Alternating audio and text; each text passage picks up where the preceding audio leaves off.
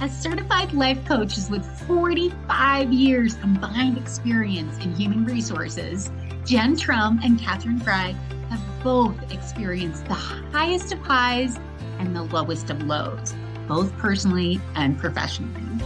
What they both know to be true is this: our mental, physical, and emotional health are the essential building blocks in order to thrive and shine in the field of HR.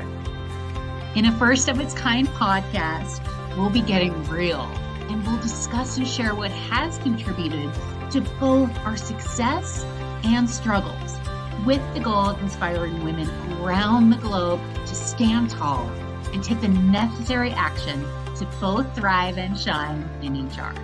Here are your hosts, Jen and Katherine.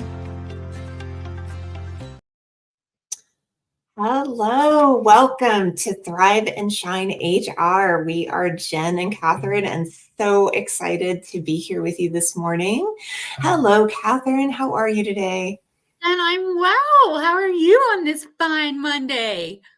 So good, so good. I know that you've had an interesting morning, a computer tip over and a couple of different things. So hopefully all is well at this point. We're excited and ready to talk today about loneliness. Yes, all is well. All is well. My coffee is cleaned up. My monitor is ready to go. So yes, you know how, it was a moment of the Mondays this morning, but I'm glad it's in the past. And I'm really nerdily excited to talk about loneliness today. I think, just based on the research that I conducted getting ready for today's episode, I was really surprised just by some of the data and how much more lonely HR is comparatively to other professions, so to speak.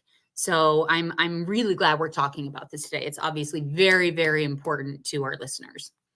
Yeah, absolutely. You had shared over the weekend, there was a SHRM article that had come out, or a research article.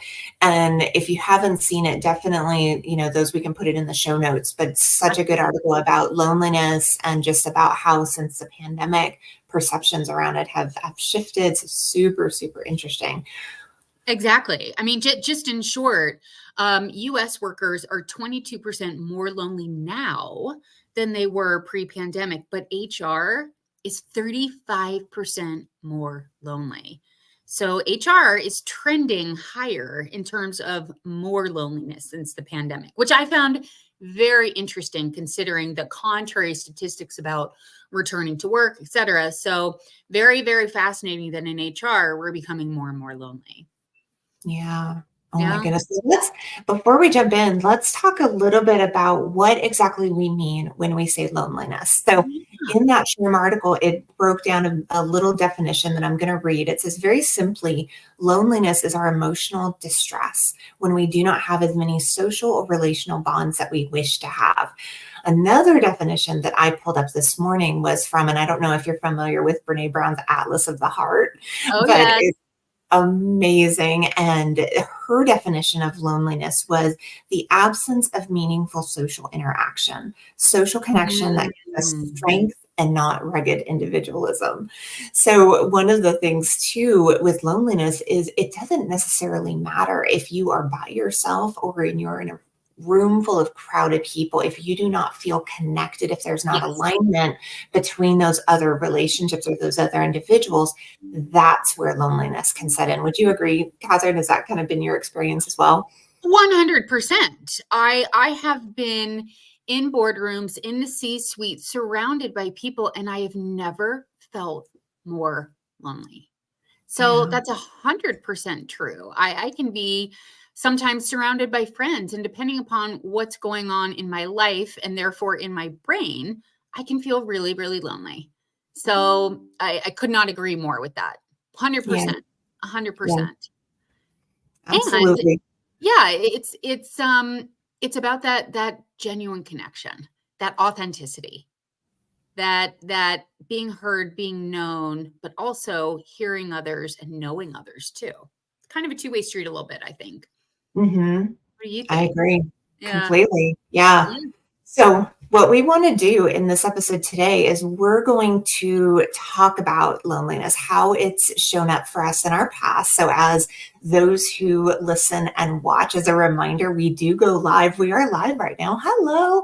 We're live Hello. on Monday mornings at 7 a.m. Pacific and 8 a.m. Mountain, 10 a.m. Eastern, and then Yes. in the podcast. But one of the things that we really want to do within this podcast and within this episode is really talk about what our experience has been in our past and then be able to relate it to where we are today. As those who listen and watch know, both Katherine and I are certified life coaches. And with that, I think brings this new level of awareness that both of us have really gained only within the last couple of years. And so what we'll do today is talk about how did loneliness show up for us 5+ years ago? How did we respond to it, right? What were our responses? How did we react to it? And then from there, we can really talk about how we can share with you what we have gained along the way, what we've learned along the way, not only from us, but from outside of ourselves and through other resources. And then from there, hopefully be able to set those listening and watching with some tools to be able to combat that loneliness and stop being so lonely. Because as we know, and so many know, those who do feel lonely tend to exasperate it by continuing to be lonely. So the best and only thing that we can do to fight it is take action against it. So that's where we're at today. How's that sound, Katherine? I mean, I feel like you just summed it up for sure about everything we want to accomplish today. So, yeah, let's dive in. I'm ready. Okay. Well, first question that we had today was, can you share an example where you felt particularly lonely, isolated, disconnected in your HR role before discovering coaching and the mindset work you do now? I'm going to date myself with this one, but as I was preparing for this episode of our podcast, there was one specific period in my life that really stood out, and that was during the Great Recession. That was back in 2007, 2008. I was on a team of 5 in HR working for an international design and planning firm. And long story short, I had personally, HR is a little bit different with talent and acquisition. Recruiting is what it was called back in the day. And I was personally involved in leading the internship program, which led to the recruitment program. So I recruited, literally had my hand in the recruiting of all of the individuals we had brought on board. And I ended up having to lay off. We didn't do a RIF, we did layoffs, 110 people that I personally knew. And that was an extremely lonely time for me. It went on over the course of about a year. And out of the 5 people on HR, I was the only one left in 2008. So my entire team was gone. I was truly worried about the future of the organization. Happy to say that they are thriving. They are still in existence, which is really cool. That was a really lonely time. And the other part that made it really lonely is that my boss at the time was on the board of directors. She laid off herself. And so I then started reporting directly to the president. And the president of the organization at the time said that HR, I didn't know this. I didn't know this until the Great Recession. She believed that HR was to support the organization and not necessarily the employees. And I've always felt that HR is to support both. So there was a huge values disalignment. There I was thinking people hated me because of my role in those terminations. I didn't like myself. So it was a very, very isolating time. My team was gone. And then I had, this huge disconnect, this huge values misalignment with my new boss. So it was, and by the way, I had just come back from California where I had been dumped by the man I thought I was going to marry. It was the only time I left Colorado. So when it rains, it pours, and it was pouring all over me. And I had never felt more lonely in my life, both personally and professionally. So not to be dramatic, but yeah, Jen, that was a pretty darn isolating, lonely time in my life. Yeah, interesting reflecting back on it, obviously a long time ago. But what about you? What about you? What came up for you when you started thinking about this? Well, I appreciate your you sharing that, because I think so many of us in HR who have ever had to do layoffs, who have ever had to do terminations, where our gut is maybe not necessarily feeling it, that is such a real thing, and that sense of like dread and all that comes with it, I think Yeah. makes so much sense how that can lead to feelings of loneliness. So Oh, yeah. it's like, as you were sharing that, I was reliving a similar thing that had happened to me. So Yeah. a little bit about kind of my situation with loneliness, or when I felt it the worst, was when I moved from California as well. So I lived in the Sacramento area for quite some time. And back in 2012, we moved our entire family from California up into Southern Oregon. And it wasn't like Portland, Oregon. It wasn't the big city of Oregon. It's a very small rural area of Southern Oregon where we were moving to be close to family, which was amazing at that time. Kids were 13 and 5. They were just the perfect age to move from the big city to a smaller town. So there was a lot about it that was primed and exciting for our family at the time. And the role that I ended up taking when we moved to Oregon ended up being a tech firm that I, for the first time, was going to be a department of one. And I'll never forget when I thought I was going to be an HR department of one for the first time. I'd come from previous job, I was a department of 3, and prior to that, I was part of a aerospace company. So there was like 20 people.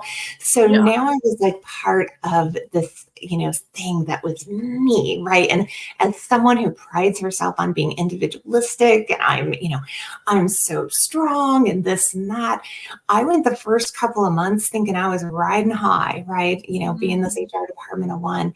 And what was so fascinating about it is, as I was there over the first several months, the company, similar to yours, was really going through some stuff. It's post the big fallout and the financial thing. Now we're into the tech fallout. And so a few months into it was when they started doing layoffs. And I will never forget, the owner of the company that I was working for at the time had a very disconnected and disattached view in terms of people and companies, similar to what you were talking about. And they were going to do a mass layoff, and the way that they chose to do it was I don't know if you remember like early seasons of, I'm dating myself here, but early seasons of like American Idol. And with the singing show, they would then put different groups of people in different rooms and then let them know whether or not they're moving on to the next round. Yes. That's what they did to let people know whether or not they were staying or they were being laid off. Ouch. So that was kind of the catalyst for me to really recognize something was wrong. It didn't fit with my morals. It didn't fit with my values. It felt very cold. It felt very hurting. And so from there, I ended up jumping as quickly as I could without really thinking and putting true thought into it, especially with how much that HR department of one role, as much as I thought I was going to love it, deep down, I was suffering. Deep down, I was alone. Deep down, I was starting to isolate myself. And we'll talk about that in a little bit. But deep down, all of these things that were starting to happen under the surface that I was starting to, without really consciously being aware of it, I was starting to identify with. So as I ended up moving from one HR department of one role to another HR department of one role, the problem only exacerbated. And I started to find myself not as connected at home, not as connected just overall in life. I felt like I was starting to isolate more. So I think my moving and coming into a new role in a new area and all of that just ended up kind of creating this bubble of loneliness within myself that you and I talked pre-show, but it was something that years later, here I am 11 years now, I've been in Oregon, and it's only been within the last couple of years that I've been peeling back the onion, truly understanding so much about myself. And part of it has been how I've kind of put a protective seal around myself when it comes to my loneliness. And yeah. So that's another long story, but I think for so many of us, when it comes to how we experience loneliness, how it might show up in different types of environments, whether you're by yourself or whether you're in a big room of people, it can be something that can be a little bit of a sneaky thing, right? Oh yeah. Yeah. So, okay, well, let's talk a little bit about, like, when loneliness has shown up for you in the past. What have been some of the go-to responses, reactions? How have you engaged with the emotion of loneliness when it's showed up for you in the past? Such an interesting word you just chose there.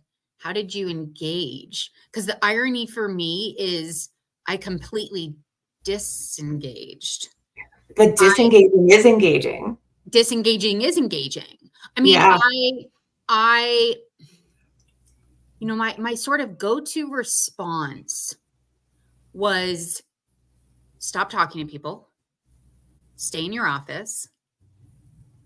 And maybe this is related to my introversion. I'm not really sure, but I got quiet. And I mean, that's literally what I would do. And in hindsight, that's also when I would drink a lot more, just to be totally honest. I'm very honest with my drinking on this podcast. And that was a go-to response. It was my chosen form of escapism. And if an employee were to say, or, a member of the board, hey, something else is going on, let's go have a drink. Right. That was another way that, again, it was a coping mechanism that I chose. So for me, I would say that I went inward, but not in a healthy way. Not in a healthy way. And I think that this is really common. Again, you and I were talking about this pre-show, is that when we're lonely, we don't necessarily see it. We don't necessarily see how it's presenting. I think maybe it just depends on the person too. What do you think? What comes up for you when you think about that? Definitely isolation. I think, there's just study after study that says that when we are lonely, we do tend to push away and we do tend to isolate because it's not something that we are comfortable feeling, right? And being vulnerable about that or expressing that is yeah, there's a huge stigma attached to that, not just in HR, but just anywhere, right? I'm lonely. It's not something that we're just sharing freely. Right. And so, yeah, I think holding on to that, especially when, I was in the HR department and even when eventually I ended up kind of growing and getting into a larger HR department, I held on to that, kind of those patterns of behaviors that I held on to in terms of not really talking about what was going on within, waiting until the end of the day, doing the same thing that you were talking about doing, running directly for the glass of wine or two or three, and doing all the things that would push me as far away from having to feel that emotion as I possibly could. And I think that for me is really the biggest thing that I would say is whatever it is that I could do to avoid feeling that, especially when I was feeling it all day long, right? In some of those positions where I was really lonely. I didn't feel connected to leadership at the time, didn't feel connected to peers, couldn't really talk to your peers, right? So what do you do with that? And instead instead of finding those outlets outside of myself, I did the same thing. I really retreated within. I did a lot of trying to kind of push myself out of it, but without really at the time recognizing what was happening at the core and Right.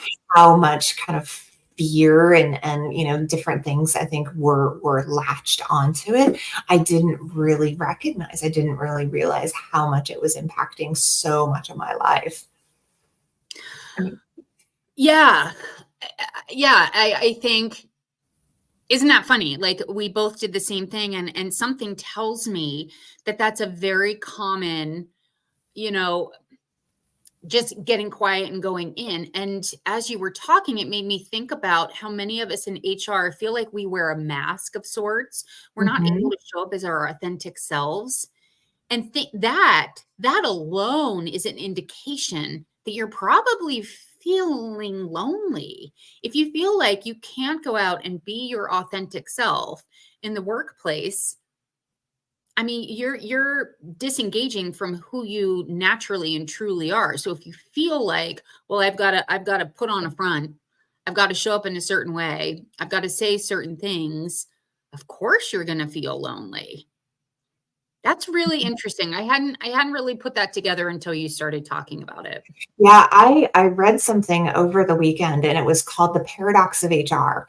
And it talked about like just being in HR and given the roles that we have and the confidentiality of what we have to withhold, what we can share, that in of itself is a paradox that I think we don't really recognize in quite that way. But the sense of that leading to loneliness is so logical and it Mhm. makes so much sense. I just think that the science around that is still very, very new, and there's not a lot out there in that area. But I think Right. given our experiences and as you said, so many others who I think have also had similar experiences where we do retreat in. And your question, Catherine, is so spot on. Like if you are gut checking yourself and recognize that your most authentic self is being withheld for some reason, there's your sign. There's your sign. There's There's your the sign. sign. Yeah, I don't know that I could find a better one in terms of like recognizing there is something amiss if Right. there is there that you were withholding kind of that truest part of us. And that's I think Absolutely. what then breeds and leads into feelings of loneliness. 100%. So So what interesting.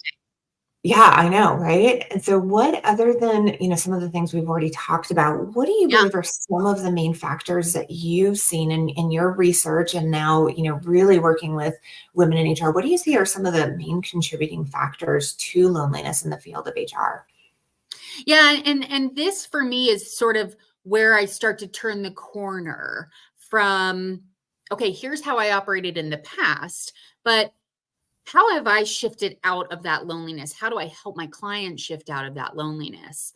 And for me, it's all about being the observer, of the narratives that other people are choosing, but also being the observer of the narratives we are choosing. So if the narrative somebody else has, we don't know, maybe we don't know, if we haven't engaged, if we haven't gotten to know our employees to the point where their narrative of HR is, well, I was fired from 7 jobs in a row, and it was the HR person who made the decision. It was the HR person who had the conversation. They were really cold. They were really calculated. We don't know that narrative unless we ask the employee. If an employee, is just so obviously um, disenchanted with HR, invite them into a conversation, right? So I'm being a little bit dramatic. My whole point is really understanding that every human being has a narrative in their brain and being curious about that narrative versus judgmental, having compassion for that narrative and taking the time to understand it. But what's more important is what I help my clients do is to see the narrative they've been telling themselves for so long that they believe it to be fact, such Mhm, as, I can't have friends at work. mhm. I'm not allowed to have friends at work in HR. That is straight up not true. That is straight up mind drama. Yeah. I can't talk. There's nothing I can talk about. There's no topics I can talk about with people at work. All they want to do is talk about work. It just takes one person to shift a conversation. Of course, you can have friends at work. There's so many other things to talk about other than work. There's kids, there's parents, there's travel, there's health. There's so many other things that we can connect with coworkers on. So that's where I really help my clients start really seeing the narrative that's holding them back, that's leading to their loneliness and isolation. Do it all day long. What about you? What about you? I love that. I love that so much. And, I think so often those narratives that we have, if we can really kind of dig in within them, there is, so much I think that can be really fascinating that can be pulled out of that. Like, why is it too that, so often we'll withhold from wanting to be able to put, ourselves out there in, in environments. And I think when it comes to, workplace environments, knowing, within HR that, like you had said earlier, how traumatic and how difficult it is when we do have to be the one, right? When it does get to that point where we might have to lay people off or let someone go. And I've had so many conversations with HR people who just say, I just do not, I don't want to build the bonds, because if I build the bonds, it's going to be hard. It's going to hurt too much. And so I get that, I totally get that. And I get, having that kind of separation that allows you to be able to, kind of have that detachment, and that makes complete sense. And at the same time, I think, like you had said, those, because we've kind of built up these walls around who it is we think we should be and what we think, it should be, then those walls are also kind of these self-limiting things, where then it limits us actually from being able to have true connection. So yes, there's risk.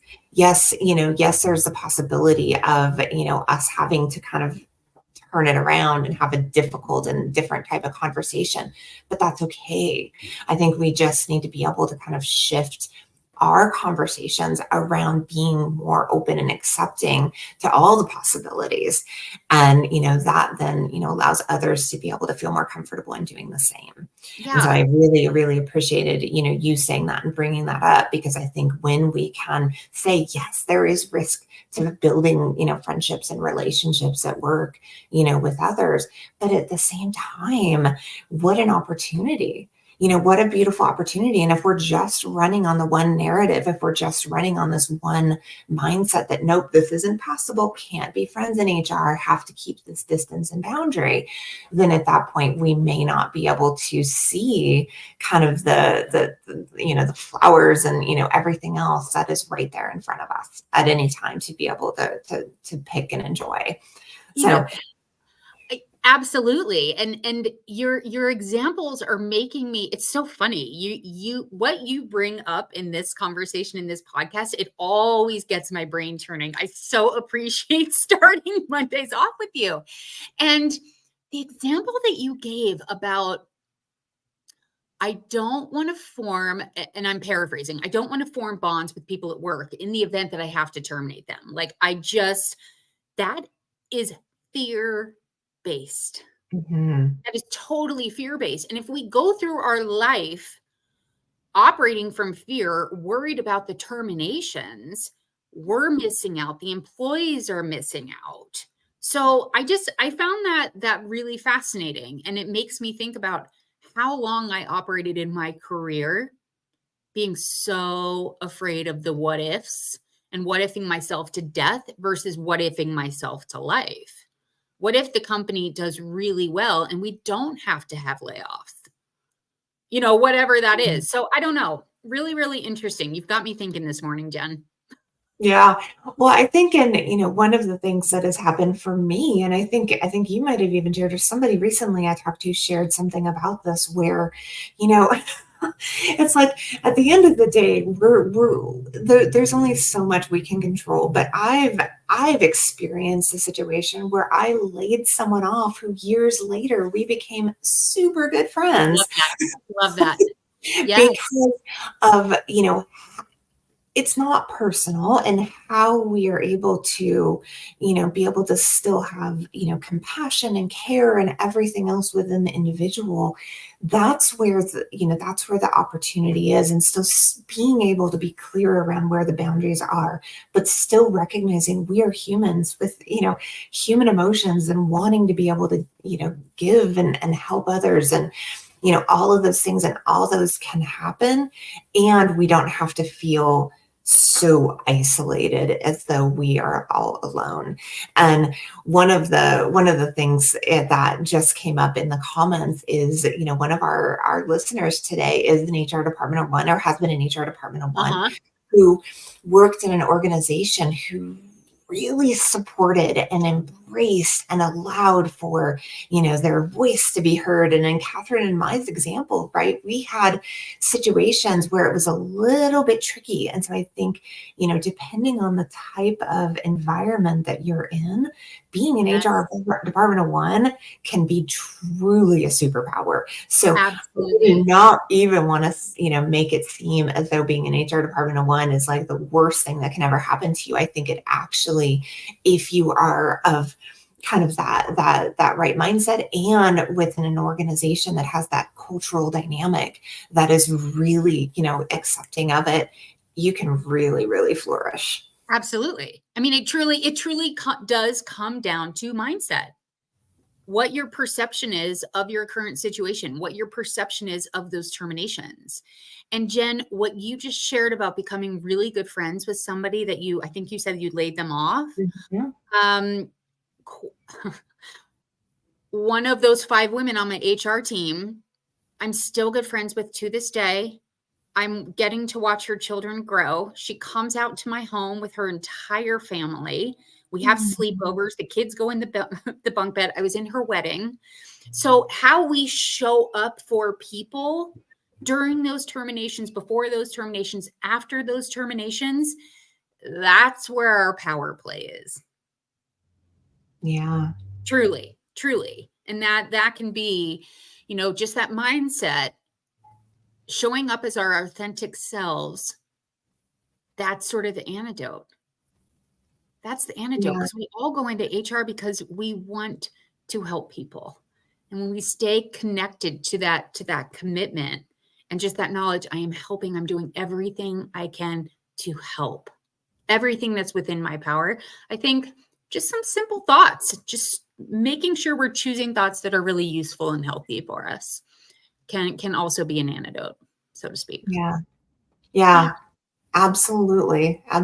So, gosh, I love it, because we are to the point where we're going to talk a little bit about the poll that we did in the Facebook group. And so this week, every week, we do a poll before we come on live and do the podcast. And this week was all about where we have experienced loneliness in our career. So I wanted to share a couple that I pulled up just this morning. One of them really resonated because it's exactly what we talked about. It says, because as an HR department of one, or HR party of one, there's very little you can discuss with any other coworkers to decompress, vent, or bounce ideas off due to confidential information. Often there's no one in the business of HR that you can turn to for support or a sounding board. And isn't that the truth? I mean, that's, I think, where, what we talked about a little bit earlier in both of our circumstances that were definitely somewhat extreme, but I think resonate with everybody who has been in HR, are those times where we do not feel as though we have kind of that support or sounding board to be able to help us not feel so alone. Right. And you had said that a little bit earlier, to feel seen, to feel, and those types of things, I think, when we're in the field of HR, is something that I think we have an opportunity here to get a little bit creative around the ways that we have been looking at how we can address being more engaged, less lonely, versus what we can do differently to truly be able to make a difference, not only for ourselves, but for our entire workplaces when it comes to feeling feeling more connected with one another. So tell me, Katherine, were there any of the comments or anything that came up in the poll that really stood out to you? Yes, and it was a very similar comment, and I don't have it pulled up in front of me, but it's actually from one of the women who is in HR Empower Hour, which is a class, a recertification class I lead every Tuesday. And she's in that class, and she comments something very similarly to what you mentioned. And she said, what I do is I join things like HR Empower Hour. I join small communities where, I dip my toe in the water. I check it out before I go all in. I make sure it's the right community for me. So she said HR Empower Hour is one. Your HR support group, she obviously posted in your HR community. So that's another outlet and another resource for her. And what I like about those two is they're not related to SHRM. Now, I love SHRM. I'm a SHRM recertification provider. I love it all day long. It's just a little different. It's just a little bit removed from the governing body of HR. And I feel as though that separation allows us to get really real, just like in this podcast. We just get really real, and we take our HR brain and we apply it to real life situations, if that makes sense. Mm-hmm. So it's a little less textbook, so to speak, and a little more real, right? So an example of that is, here is how you do a termination. Here is a termination checklist. That's something you would get from SHRM.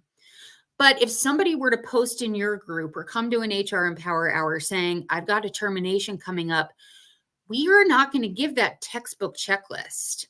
We're going to give totally different insights, tools, mindset tips, so on and so forth. So it's just a little bit different. It's a little bit more intimate. It's a little bit more real. It's like the application versus the textbook. She did also mention that she's a big fan of SHRM's HR Connect, which I've never even checked out. And I meant to check it out over the weekend, but I didn't. I actually took some time off this weekend. So I found that a really interesting answer, which I'm sure is exactly why you created your Facebook group and why I created HR Empower Hour.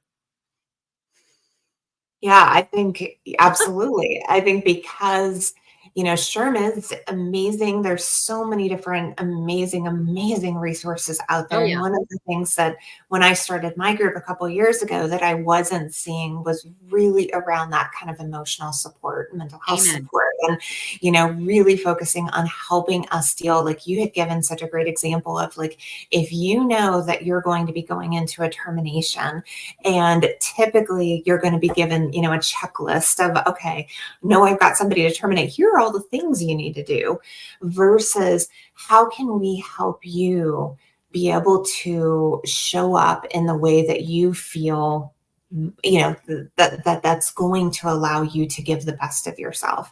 How can we look at the different ways we show up in all the different areas of our lives, right? Especially when we're feeling certain things habitually, like loneliness, and how can we start making those tweaks? And, this is all, about the stuff that I believe truly can help us be just superheroes in our HR fields when we can learn how to manage this mindset stuff and then be able to apply it in such a practical way through all the other programs and resources that we have out there. So it is like the best win-win that I can imagine. 100%. I love that. I love it. It's taking the best of both worlds and applying it, and it's the win-win. Fantastic. Yeah, Yes. absolutely. Yes. All day long. Yes. So as we kind of circle back around, and given, the program that, you offer, and all that we have learned through, our coaching, what strategies would you recommend to HR professionals out there when it comes to combating loneliness if they are struggling with feeling lonely right now? I think I'm going to reinforce the point that you and I just both made. My strategy is nothing you're going to find on SHRM. It is very coaching based. And my tip is develop your skill of curiosity. You're not going to hear that, I'm sure. Curiosity is a skill, and it's directly related to getting curious about the narratives other people have, not sitting in judgment of them, truly getting curious and developing that skill of curiosity and applying it to yourself, applying it to your narrative, and start and not in a judgmental way, sort of as that person on the sidelines. Jen and I were talking, we were using a tennis analogy before we started the podcast today, which cracks me up because I don't think either of us play tennis, but it's almost like you're the referee on the sideline and just witnessing your own thoughts, right? Jen brought up the term cognitive dissonance, which I just love. And it's being able to just step back, take a look at the thoughts you're choosing, take a look at the emotions you're having, take a look at the results you're experiencing in the workplace and say, okay, is this how I want to continue? Am I feeling really isolated? Am I feeling lonely? How am I showing up at work? How am I showing up? Is there something I can be doing quite literally to turn that loneliness around or move the needle a little bit and become a little bit less lonely? And what thoughts are going to inform that? So just to get a little bit more specific, if we have a thought of, well, that employee hates me, so I'm not going to engage in a conversation. That's just a thought we're having. And that's a very disempowering thought. And it's going to lead to very disempowering action steps, such as I'm not going to engage with that employee if they hate me, right? These are thoughts that we can choose. And all that is a thought.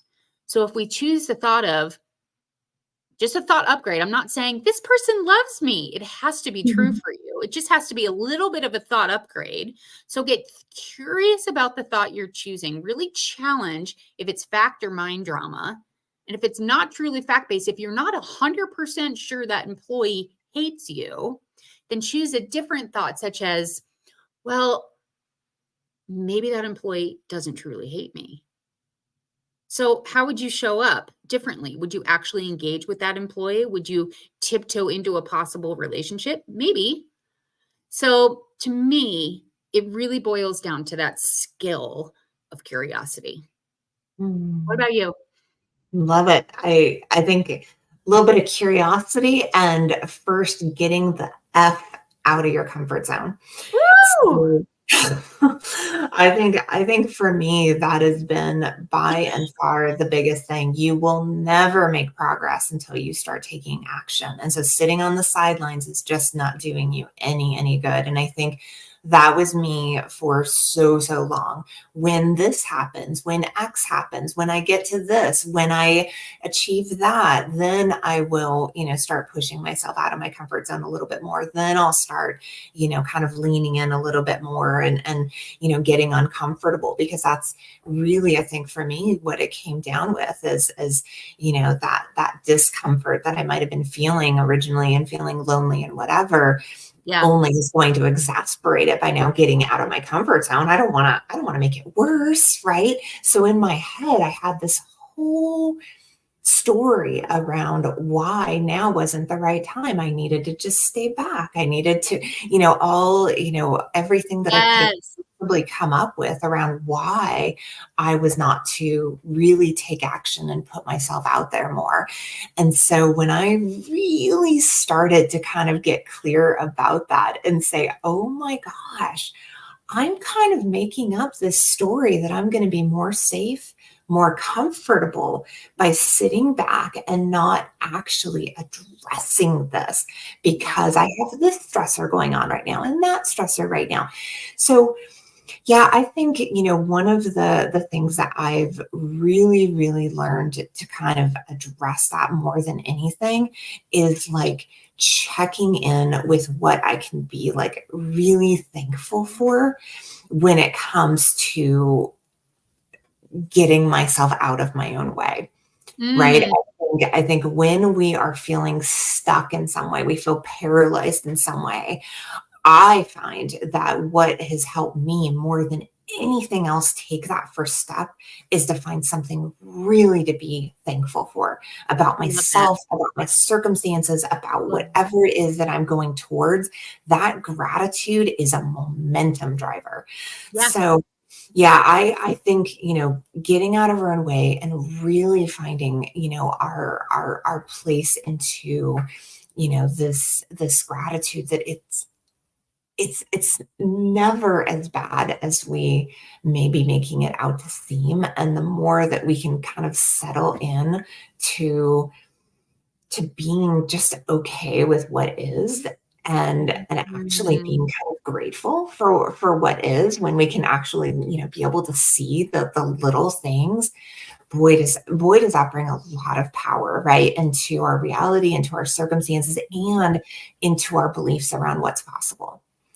And I think that is just a massive, massive thing for me that I've learned, and I really do my best to share with as many, people I have an opportunity to coach as I can. I love that. What you said at the tail end of that, making that shift into what is possible. I mean, that is just classic coaching technique that I didn't learn until coaching school. Shifting your focus on what do you want? What do you want to experiment in this termination? Here you are. I'm going back to this example we've been using as an HR professional. What do you want to experience? You got to let this person go. It's happening. But what do you want to experience? Do you want to experience showing up with love for this person, love for the organization? And maybe that's not the right word for you, but for me, it would be, I want to show up as humanly as I possibly can. I want this person to know how much I care about them, how much I care about them now, how much all the tools and resources, if you have outplacement services, whatever it is, to help that person in that moment. And we all know that in all the studies have shown, when you're sitting on the opposite side, when you are being terminated, it's really hard to absorb that information. Your brain is generally spinning. It's a rare person who can sit there and really listen. So if my goal is to truly help this person during this invitation to succeed somewhere else, right? During this transition in their life, do I want to show up for them in a couple of days? Do I want to check in with them? Do I want to ask them, hey, I know I delivered a lot of information. Is there anything that you want to talk about? I want to make sure you're truly, truly aware of all that is available to help you through this transition. So that just kind of popped up in my head. I think I just went down a really interesting track. What is possible? Yeah, no, I love that. And that can come up in so many different contexts, and it's in so many different ways. And so, where you bring it up is a great, a great one that everyone in HR, can use. Is it like when you're about to walk into an uncomfortable conversation or an uncomfortable situation? Yes. We can really make a choice within ourselves and be able to show up differently. We do not need to accept whatever patterns of behavior that might have, been, part of us in the past. And part of that is about like really checking into what is possible here versus what we think is just the reality. And I think that shift is something that is tremendously, it's a gift. It's a gift to be able to have that shift. And it's a gift to be able to then apply it and then practice it in like all the different areas of our lives, because it's not just about, one particular area. It's about like, how can we look at anything in our lives that's not functioning in the way that we believe it can or has the possibility to, and how can we actually be the catalyst to that? And that's a scary thing for a lot of us. But I think, in all these areas, and especially when it comes to whether or not we feel fulfilled within ourselves, which is where loneliness can come from, right? And that is then recognizing that we then can be the catalyst of change through recognizing the possibilities. So I love that. I know where you were going. I like that. Well, and you just made me think of another example. Let's use the micromanager that different employees are constantly complaining about, and you're constantly having to have conversations with this person who's micromanaging. It feels very disempowering. All you're focused on is this micromanaging. Well, okay, great. What do you want to be experiencing with that manager?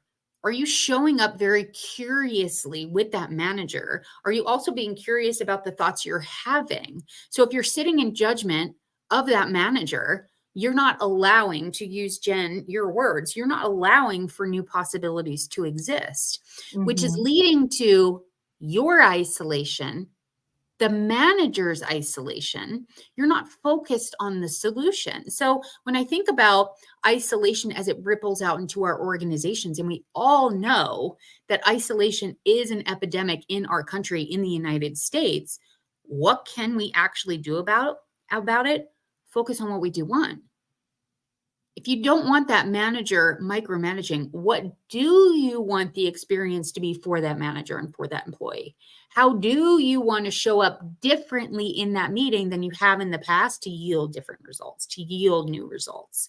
So going back to Jen, what you were saying, it does take showing up differently. And for me, that's actually really exciting. That's actually really empowering. It's like, oh my God, I can do it differently. I can have a really positive impact on the connection I want to create culturally in this organization. That true, authentic connection to override the isolation pandemic and epidemic going on. I love that. I mean, I think, oh my gosh, you bring up like something for me that really kind of showcases how far I've come in my career. It's like, I am really proud of how far I've come in my career because I'm very lucky. I have an HR department. There's 3 of us in my department, and there's 160 employees at the food co-op that I work at. But it's one of those roles where quite literally what you were saying about practicing how we are showing up and being so much more intentional every single day. It's like every single day is an opportunity to practice that person that we want to be and show up as. And what I have found, I mean, I think this is such a great thing to wrap this up with, but what I have found is that my sense of like overall loneliness in my work environment, my work experience has been nearly obliterated because of how I have chosen to show up differently. And it's not about having besties all around. It's really about, I truly care about the core of these individuals and wanting to see them become and be their very best selves, regardless of the circumstances. I work with a micromanager right now, and they're one of my favorite people to work with. Because I do care so deeply. And so that's where it's at. I think that's truly where it's at. And you can give that no matter where you look. And so being able to kind of have that within us that we can give back, I think just naturally gives me a sense of feeling connected, feeling belonging. It feels a little less lonely, even if I can't share everything with everybody, right? You have that role. It is what it is, but I can still feel very much connected and as though I'm exactly where I want to be. Yeah. That's so interesting because, as our regular listeners know, I am now a coach and a consultant, and you would think, that could lead to isolation. I have never felt more connected.